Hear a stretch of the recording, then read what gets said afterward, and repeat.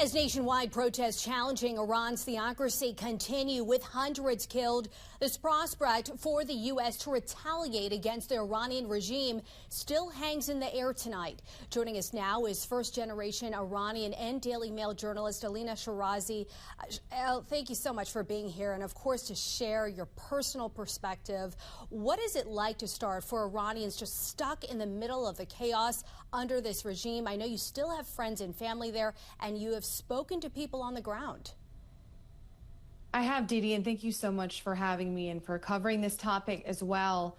What I can say really is living under the oppressive thumb of a violent regime is not something that most people will luckily ever have to experience. But for Iranians, it's their reality every single day for the past 47 years. So today marks 19 days of what the Iranian people are calling the new revolution. And at this point, the regime's bloodbath has made a lot of people retreat back into their homes. The current orders so far that I'm hearing from on the ground from the government are three words: shoot to kill. And they're charging families for the bullet if they want the body back of their loved ones. So it's heartbreaking. And a lot of the Iranians that I've been able to speak with, despite this countrywide blackout, who have been able to connect to internet for just a few moments and then disappear. Iranians telling me that they open their doors now to the smell of tear gas and gunpowder. Some I've spoken with have had their family members go missing. Others tell me stories about how their friends and family were shot and killed.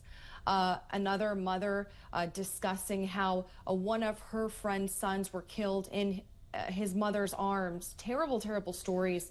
Some people have had their homes raided, their satellites stolen. As you remember, Didi, Elon Musk sent Starlink satellites to Iran to try and help with the blackout, to try and get any sort of glimpse of information there. But most have had their phone lines working now for a little bit, but are still too afraid to actually inform their families outside of Iran on what's happening, quite frankly, because they fear that their phones are tapped. I've had that experience having conversations with a lot of my family in Iran growing up, where I'd ask, how's the situation? How are you doing? Is it as bad as we hear? And they wouldn't really answer me. And that just made the hair stand up on my neck. I could tell that they were ignoring what I had to say. I would ask my father afterwards, why are they ignoring my questions? And he'd say, it's because the government is listening. Don't ask them. So how can you really get a sense of how they're doing? Despite the censorship that we have seen now, the past, as I mentioned, our 19 days, basically no information has been able to get out. So anything has proven to be very valuable. Yeah. And just horrific details. And as you touched on, parallels between the past and present, talk a little bit about the parallels between what is happening right now in Iran and the revolution back in 1979.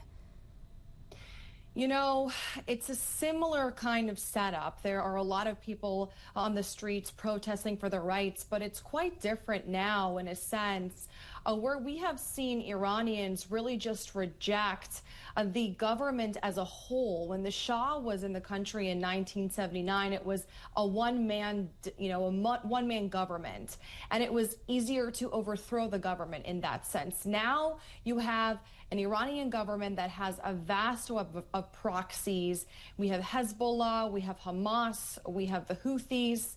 What we have seen, though, over the past few days, it's quite clear that Iranians, they are not afraid to die for their freedoms. That is something that we hadn't really seen in the past few years. We've seen a snowballing since the Woman Life Movement Freedom with Mahsa Amini.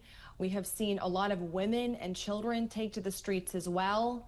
But it seems that this protest and these, really how people are feeling, their emotions, their willingness to die, everything has reached a fever pitch right now in the country. Elina Shirazi, well, we appreciate you coming on and sharing your personal story. Keep us posted on the situation from the ground. Absolutely, will do. Thank you, Didi.